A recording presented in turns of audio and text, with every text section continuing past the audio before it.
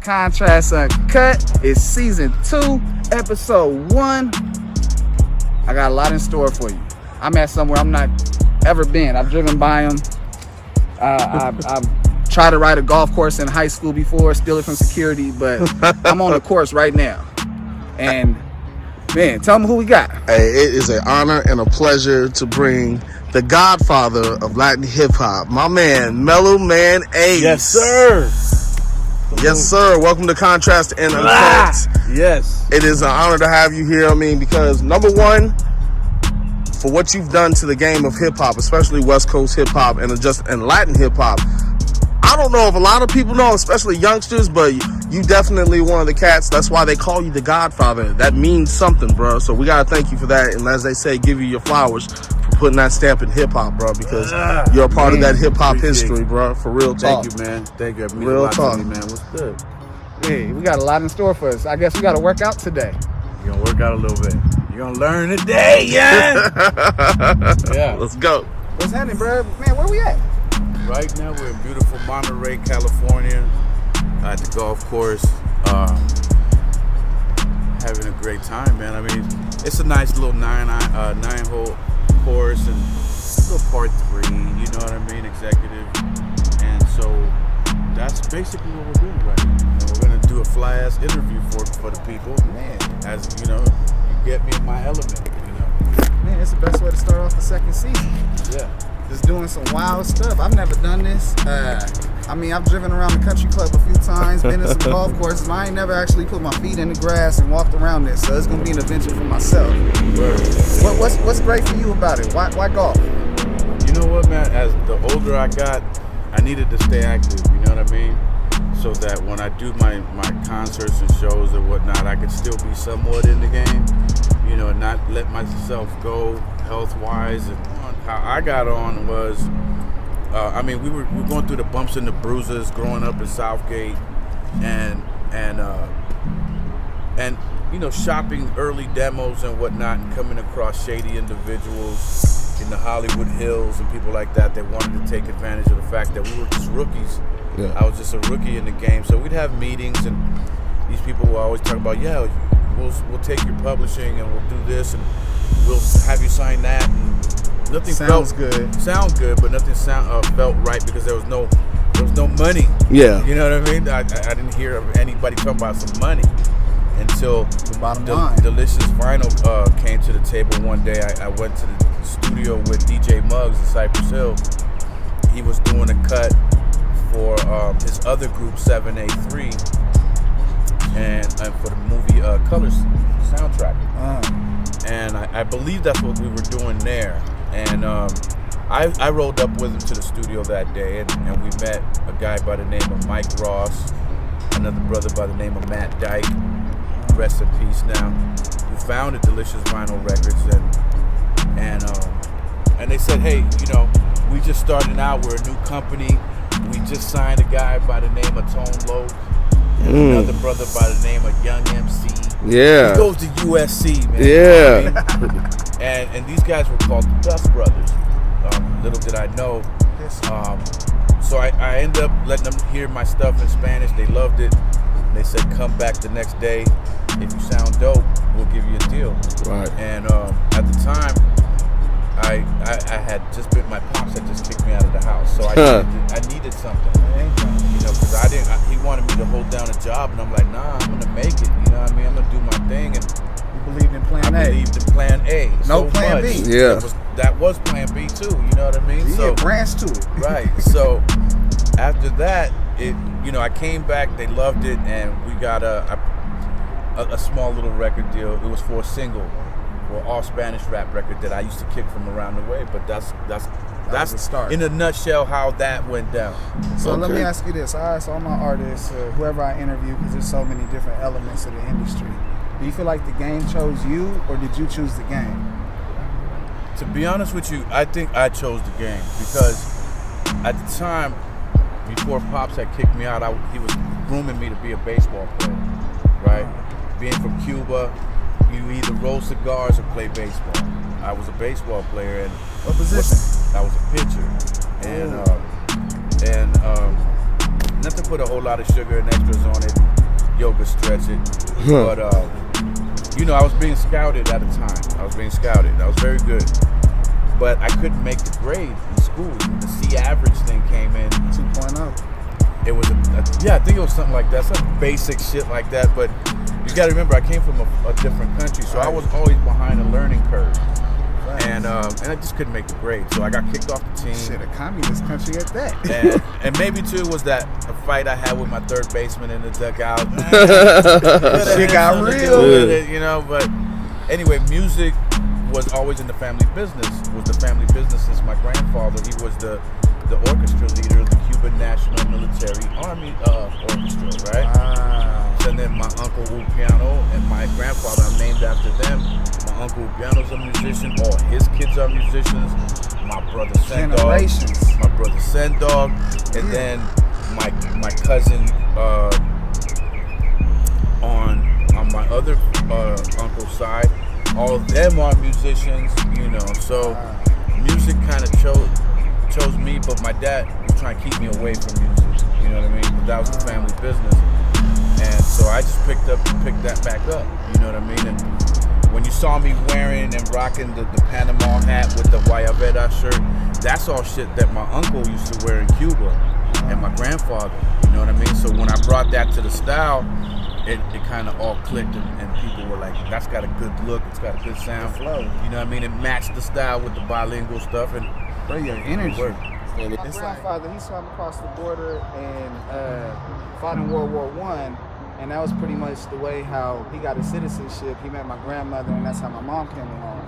Sure. And so my mom, all he did was speak with Spanish. He used to hustle in the streets, work from 6 a.m. to 10 o'clock at night, from job to job, and then hustle at night selling whatever he could sell. And then pretty much my mom was like, I don't want to learn Spanish. So she never taught us Spanish. And so the vibe when I get from listening to Spanish music, I be feeling the energy. I can't understand anything that's said except for a few things I learned from school. Well, that's one thing that I wanted to make sure I kept, my Spanish. You know what I mean? And when I started, as a matter of fact, let me hit some balls and then I'll tell you the rest of that story. I got you. How about that? All right, so we're looking at about 280 yards on the first tee here. Are we getting lessons too? Yeah, you're getting lessons. A little par 4. Hey. I'm using a little 3-iron. 3-iron just to get out there, get started. This is without no range time, you know what I mean? So I just want to come on. All right, here we go.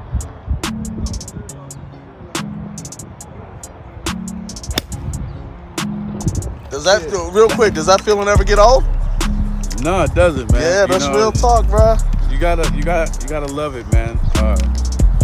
There was a time there where I didn't like it, you know what I mean? Yeah.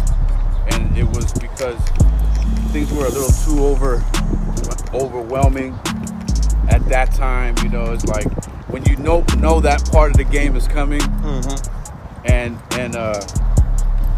it all kind of takes you all over by like a storm. You know what I mean? Yeah. You go to the supermarket and you before you could buy anything, you have to sign like 30 or 40 autographs. So, you know what I mean? Now this was before we had video, cell phone cameras and all that, so it would happen in real time. You know what I mean? Yeah. And so, but no, it never gets old, man. And I love people that show love like that, man. And you just got to give it back. That's real talk. Is it like a high that never goes away whenever it happens?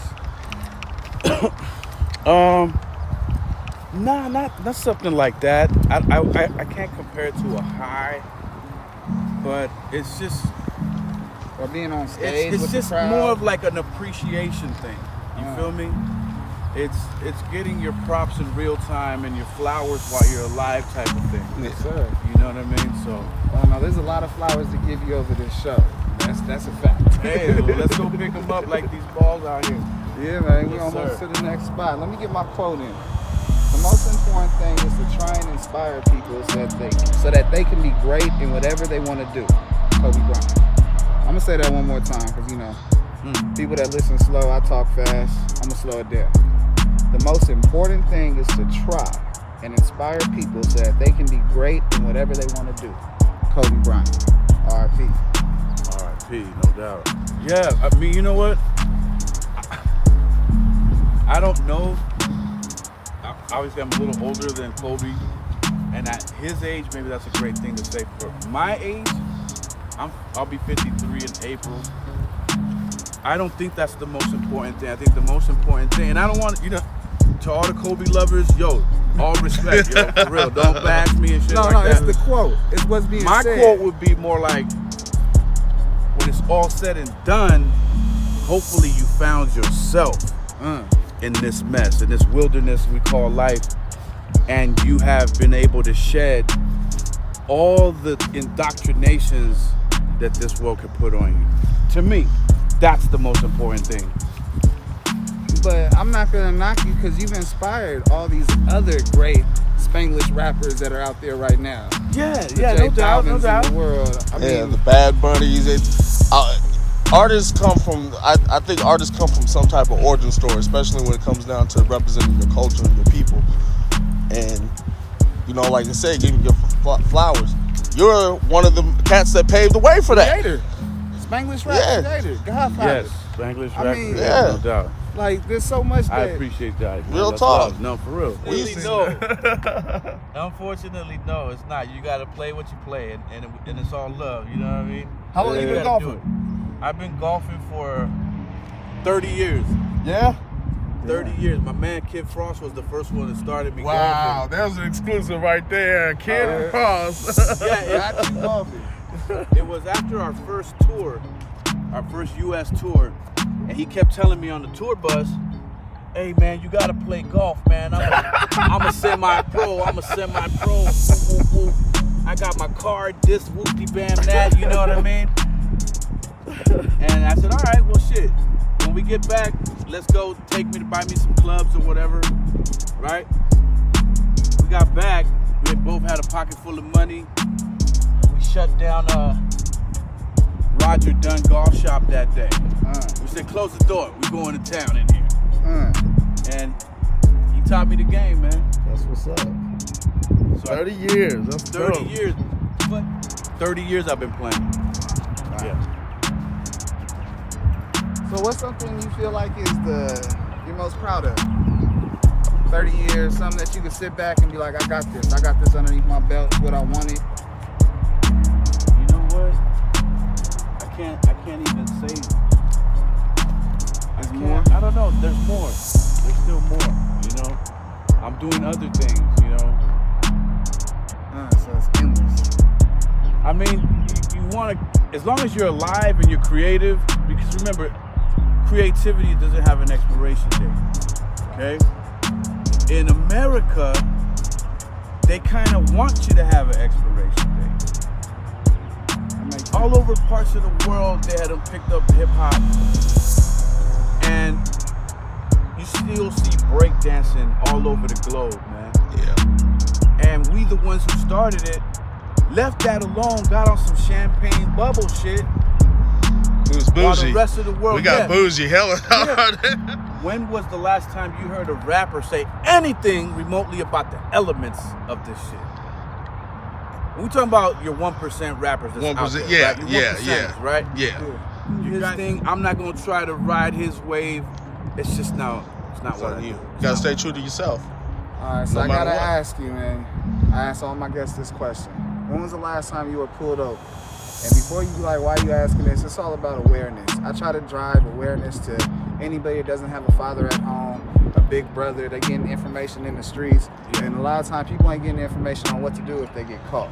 And so when them lights come on, it's very important to keep your composure. So I always ask my guests, when was the last time you were pulled over? We still standing? We got out of whatever we was sitting, if we was sitting. And so, gotta ask, or if you got something that stands out. Yeah. No, I remember exactly when was the last time I got pulled over. It was 20 years ago. I was drinking like a motherfucker. I got behind the wheel. It was me and my man. We was going to like a club, Red Onion or some shit like that. And I had no business being behind the wheel. Wow. Real talk. And I got pulled over, got the DUI. They took me in. I spent the night. And so that was the last time. So it's been 20 years. It took dope. you that one time. Well, not really. That was actually the second time. That's the last time I was caught. You know what I mean? The same time back. But that was the learning one. You know what I mean? What's one thing you could have done differently? One thing I could have done differently, that's a great question. Not enough people ask that. Because I think that as anybody should have a regret or two. Yeah. And I think it's perfectly okay. I think something I would have done differently was went ahead and pursued what my father wanted me to become. You know, and paid more attention to his guidance, being that he was there for me and he didn't want any, you know what I mean, anything wrong happen to me. And I think I should have paid more attention instead of being so wild out of the block and partying and Active, living. Yeah. So let me ask you this. If you can go ahead, because I'm going to get into my Trading Places segment next, but if you go ahead and get into that body where you made that decision of, I fuck with the music, I fuck with the streets, but baseball's popping, I'm just going to pursue baseball. Do you think you would have did baseball and came back to the music with the success your brother had? Or was it more so of, this is what's popping, I have an opportunity to put everybody on, Right. I'm going to put everybody on and That's lead this another baseball? great question. Where'd you find this guy? Hey, man. You know what? Who's to say? You know what I mean? Just spin the impulse. What you think? I don't would want no think fabricated. that- I want impulse. Would you made it to the league? Would you been on the Dodgers? I made it to the major in the music business, right? Yeah. You know what I mean? Facts. So I would have made it. 4 times platinum. I would have made it. I would have made it. I believe I would have made it wholeheartedly. Absolutely. Yeah. That's what the fuck I wanted to hear. My bad. I had the sidebar. You gotta understand. I was really young, full of myself, and had that almost like a Tupac-esque type of approach. Like, yeah, nigga, let's get it. Like, what's the problem here? Right. We going to the top, my nigga. There's not a shadow of a fucking doubt. You know, and I was that type of gully. You know? Yeah, that makes sense. Because a lot of people, I don't know, because I don't live your life, but I don't see it as a lot of people giving the love that you deserve for first getting on and then putting on the folks you was in the group with. DVX, Yeah. you feel me? And from there, you left it, you came back, you embarked on a career, and then you was like, no, I gotta make sure they stay on. I seen Arsenio Hall. You had your brother there. That's love. That's what a real person does. Yeah. Sustainable. I tried, you know. That whole subject is like. My bad, bruh. Nah, it's cool. It has to be addressed. You know what I mean? But You don't view it like that. You know what I mean? You're It's real like humble, it's just, bruh. We were doing things. We were gonna make it. Whoever got on first was supposed to bring the others through anyway. And even though there was some resistance there, and I won't say from nobody, no name specifically, there was some things that people didn't want to show up to certain music videos. Some people didn't want to come through. They Other people understand the came hunger. through. But no, they understood the hunger. Choice. You know, but it was one of those headstrong type of things like, well, fuck that nigga, man. I'm gonna do this shit too. But I don't think what those brothers saw at that time was I was teaching them how to ball. You see? Because it always takes one person to do something, and then the rest go, oh shit, that shit is achievable. And I think whether I did it right or wrong, a lot of things I did wrong, you can still learn from my mistakes, right? And I think that's what happened good for Cypress Hill after they changed, you know, from DVX to Cypress Hill and all that. Yeah. That's real deep, brother. Would you say that's like in a sense that's one of the pitfalls about being in this business? It can tear like bonds apart based on, you know, like the end of the day. Oh, absolutely. It's I mean, money. Come on, man. Let's not front. We seen John Lennon leave the Beatles. You know what I mean? Whew.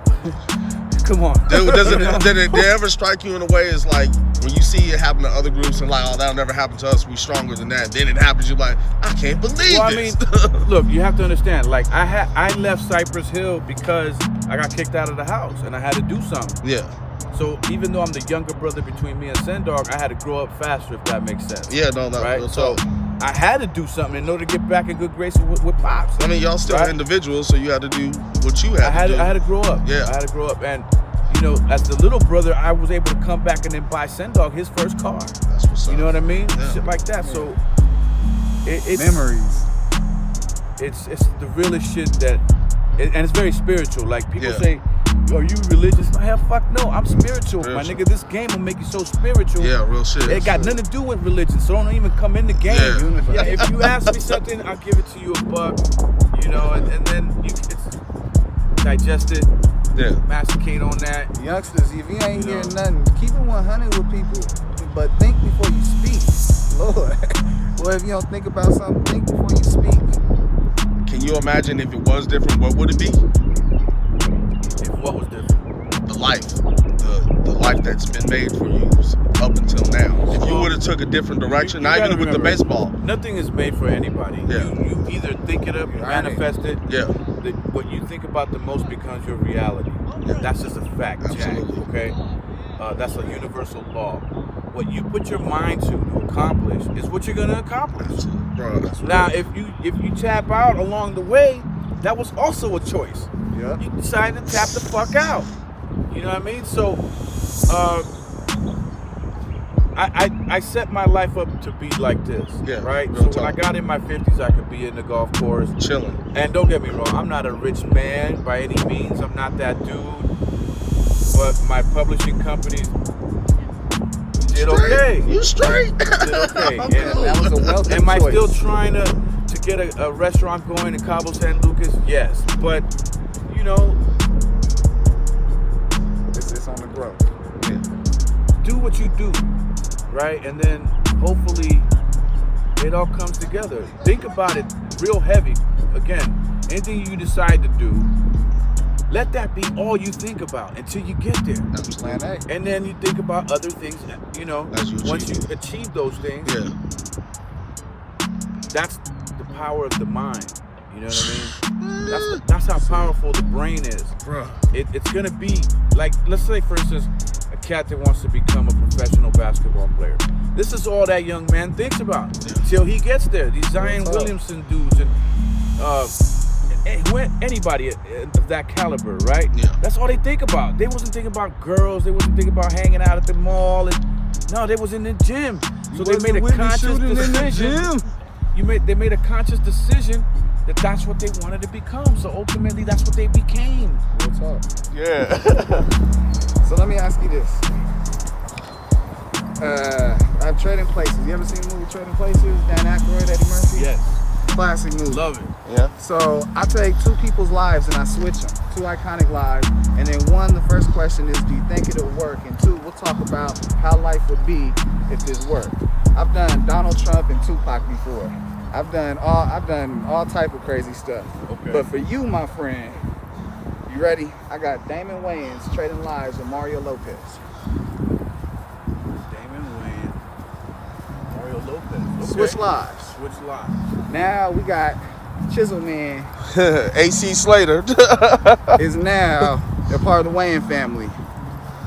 And then now we got Damon Wayans is now Saved by the Bell. Yeah. Entertainment Tonight, everything. Would it work first? Look. It's what it's supposed to do. I mean, Info. yeah, it would work. Why wouldn't it work? You think Mario Lopez will be that funny? You think he can knock it off and direct? Oh, okay, we're not switching personalities and everything. Just We're switching bodies. They got to Bodies. figure it out. they bring their same personalities to each thing. Yes, sir. So can you imagine Mario Lopez? cannot do what Damon Wayans. No. Now, do you think Damon Wayans can do what Mario Lopez can do? Yeah, think about it. Yeah, he would have to dumb it down. Dumb himself down. I think. I mean, come on, let's he face can it. do that. He can do that. Can you compare Saved by the Bell to In Living Color? Nah. No, Come on, I man. shut up now. Up and down Breathe the the hills. fresh air, you know? Look at the beauty, man, nature, man. It is a nice day. That's what I like about golf, because it's a lot like the game of life. You know, on a team sport, you could blame the next brother. Yeah. Like, yo, you dropped the ball in the fucking So fourth bad. quarter. So bad. You know, 10-yard line, right? Yeah. You lost the game because of that. In baseball, yo, the third baseman made an error and threw it over the fucking They second scored. baseman head. Right. Leading run scores. They win the game. In golf, it's you against Mother Nature and the world. The globe, right? The terrain. There's nobody to blame. That's real. You gotta take the blame. It's full responsibility, just like life. So what we looking at? So, I had an experience being told a couple of stories where people have been pretty much done wrong by the IRS, and they've done things where they try to go around the IRS and it didn't work out, and people disappear, things happen. Have you had a time where you had a situation like that? Yes, I ain't gonna even lie. After my first world tour, I came home, had a great amount of loot, right? And tax period comes through, and I owe. Huh. Yeah, he ain't smiling. It wasn't in the millions. It wasn't in the millions. But it was still, in the you know. hundreds of thousands, Which is still a lot. which is a lot for a young cat that dropped out of high school. And you got money. And even, I don't think in high school they taught us how to do our taxes. Okay? That's not in the class. It's not in the curriculum, right? Nope. So I went to my pops with it. I'm like, what is this? This IRS bullshit, right? Because the music industry was really like was my only career choice, my only job.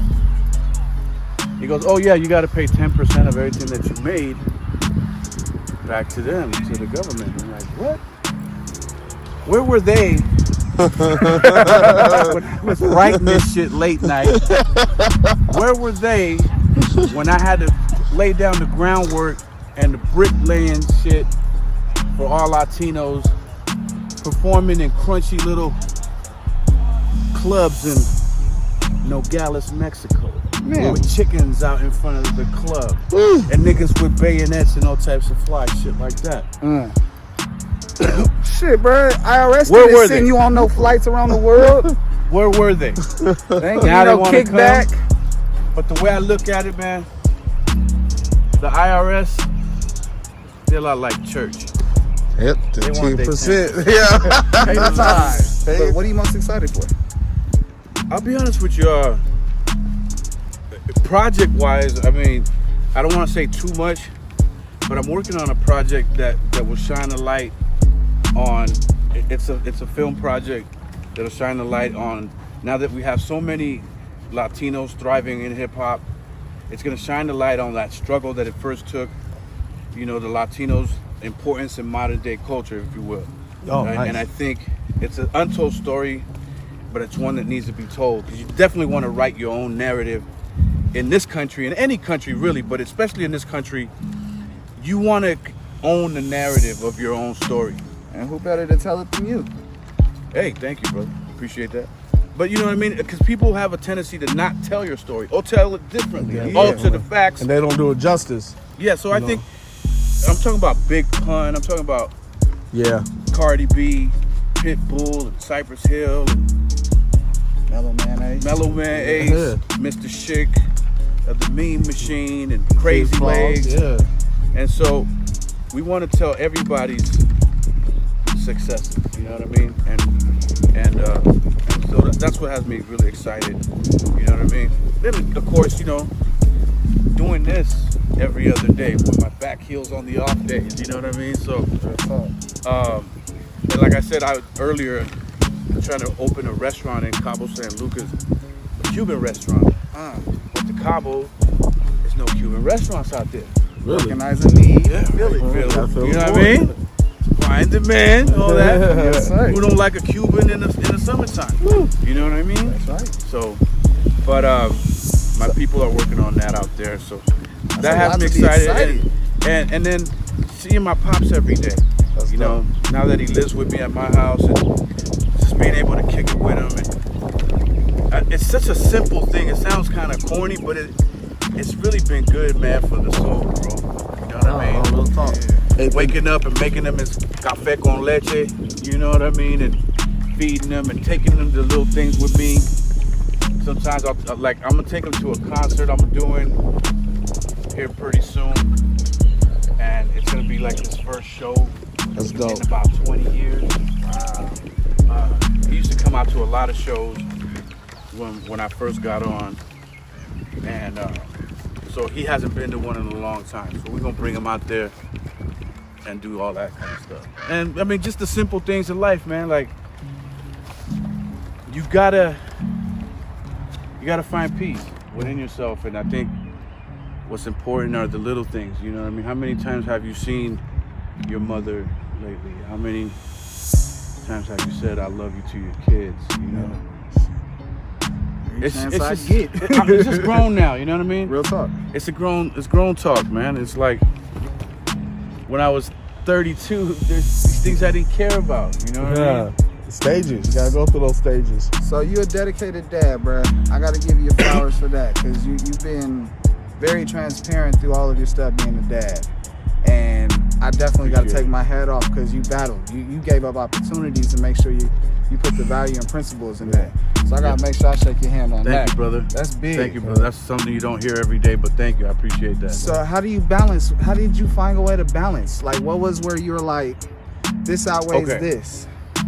Because in 1990, the same year Mentirosa came out, and the Escape from Havana album, I was in a custody battle for my oldest son, and I lost that battle. And I'm not gonna start throwing people under the bus and doing all that. I lost that battle. So then, when it happened to me again later on in life, I said, I will not lose. I will not lose. And fathers had gained more rights now, you know, and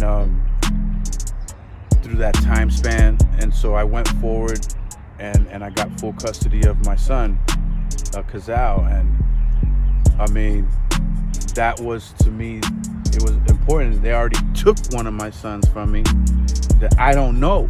We don't bond, we don't build, we don't do anything. I don't know him. And I said, I'll be damned if it happens again. Real talk. And so I you know, that, and I know what you're talking about, that trip to Brazil, and whatnot. Yeah. But hey, man, you only have one chance to show up for your kids like that. Yeah. I could go to Brazil tomorrow. Right? yeah, that's principles and values. Yeah.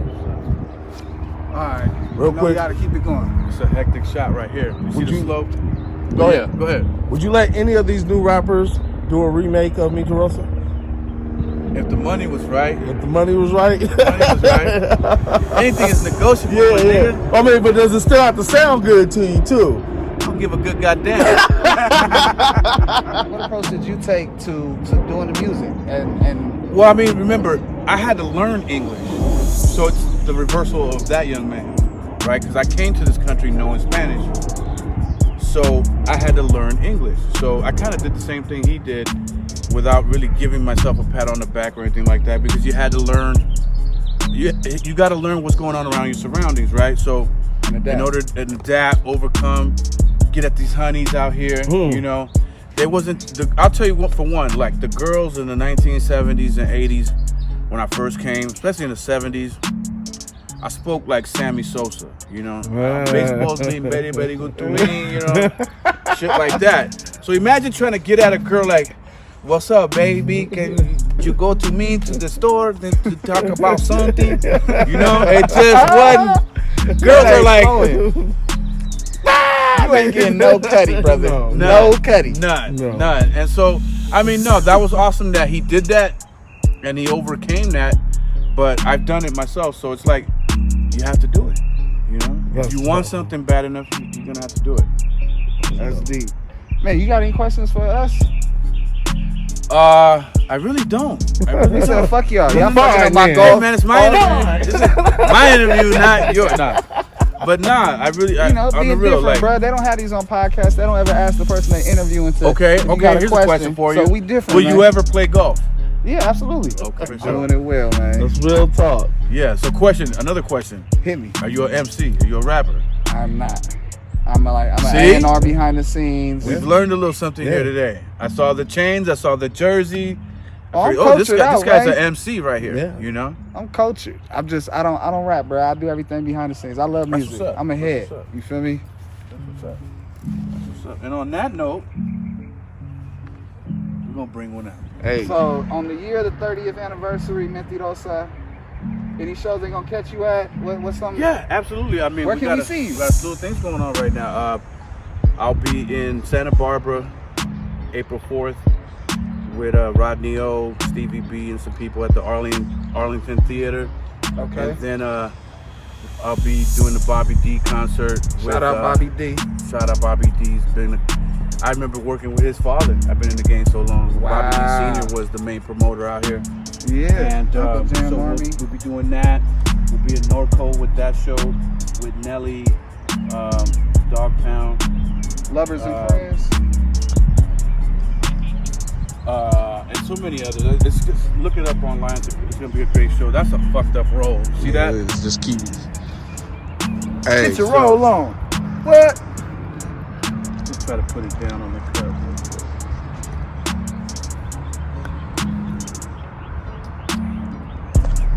All right. So another double bogey out here. Yeah, you over here trying to be a globetrotter now with the golf ball. But yeah, then we'll be in Miami later in the year at the Miami Hilton Hotel with a bunch of legends of freestyle music, and then we'll be. So yeah, just catch up to me. You know what I mean? My Instagram will let you know everything where I'm Where at. can they follow you at? Mellow_man_Ace. That's the Instagram and the Twitter, and the Facebook is just Mellow Man Ace. Okay, shit, man. Make sure y'all go check this brother out because it's talent on talent. It's generations of just success on one set of time, on one stage when this brother performs. Yeah, you know, my thing, I've always been about family. I've had my brother be my hype man and be real and them be my dancers at one time, and I had my two sisters be my dancers at one point. I've had my son now on stage with me as my DJ. I try to keep it family based, you know what I mean, and keep the family theme something that I've always been about. And Pop's always said, whoever gets on first, bring the rest through. You know. I gotta ask one more question before we get up out of here. I saw Magic Johnson speak, and one thing that he said about the problem with athletes and money is that why they go broke is family. Yeah. And I'm a big family person. I got it tattooed on my arm, family first. And it's just something I've always thought about. Like, are there elements, are there cutoff points where you got to tell yourself, like, I can't do everything everybody wants? Well, I never had to face that because I have a famous brother too. Once you got on, that took a lot of the burden off of just me. So, I love that answer though. Pay people's taxes and done all that, and you know, I'm not gonna sit up here and say I've gone broke because of my family. It's never happened. Not for that. I've been addicted to drugs. I've done everything under the sun, alcohol, you name it. That's more guilty than anything else. You know what I mean? That's real. I appreciate that. Man, it's Contrast Uncut, Season 2, Episode 1, with the legendary 30-year anniversary. 30 years, I'll be there. It's crazy to keep on saying that. And bro, you don't look that old either, bro. You age well, brother. When you're dealing with older people, you never tell them you look that old. There's a $20 in there for you for that. All right, bro.